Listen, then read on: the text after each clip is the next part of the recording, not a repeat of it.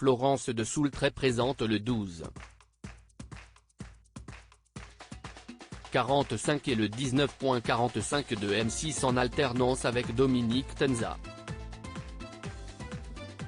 Discrète sur sa vie privée, la journaliste file le parfait amour avec Arthur de Soultray. Focus sur cet entrepreneur à succès. Florence de Soultray fait partie des journalistes de M6 à suivre. Joker au 12h45 et au 19h45 lors des congés de Dominique Tenza, la jeune femme de 33 ans travaille également comme reporter à la rédaction des journaux d'information de la chaîne. Un travail prenant qui peut avoir des répercussions sur son entourage et notamment, sur son époux Arthur de Soultray. Cela empiète parfois sur ma vie personnelle. Mais mon mari comprend parce que c'est un entrepreneur passionné, confiait-elle lors d'un entretien accordé à Télé Loisirs. Le 29 juillet 2021, celle qui a déjà remplacé Ophélie Meunier à la tête de Zone Interdite et qui reste plutôt discrète sur sa vie privée a dit oui à l'aristocrate Arthur de Soultray, lors d'une faste cérémonie en Gascogne. Arthur de Soultray, un entrepreneur à succès. Arthur de Soultray créé son entreprise de prêt-à-porter en 2005 alors qu'il est encore en école de commerce.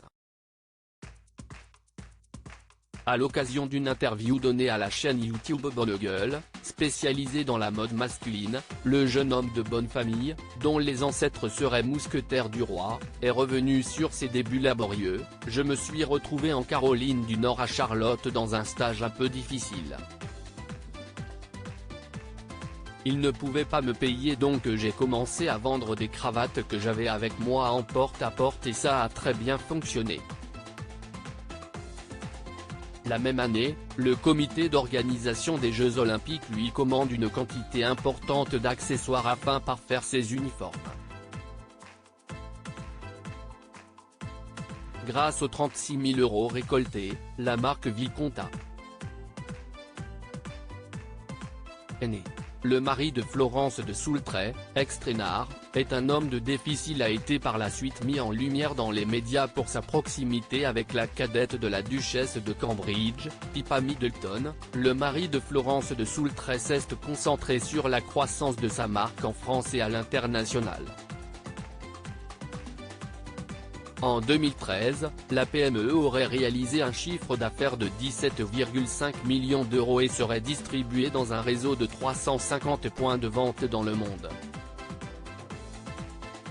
Comme il le raconte au site Les Éco-Entrepreneurs, il cède finalement sa société à un fonds d'investissement dans de mauvaises conditions.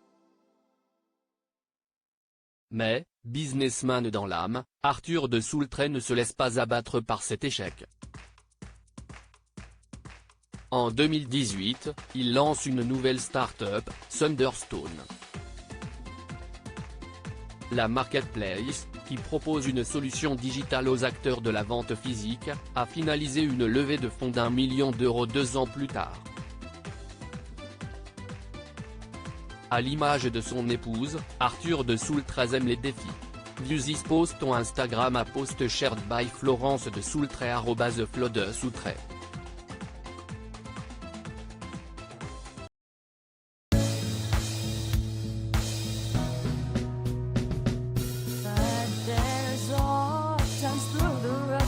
I think you can let me know. Sit back, let me help you out. Just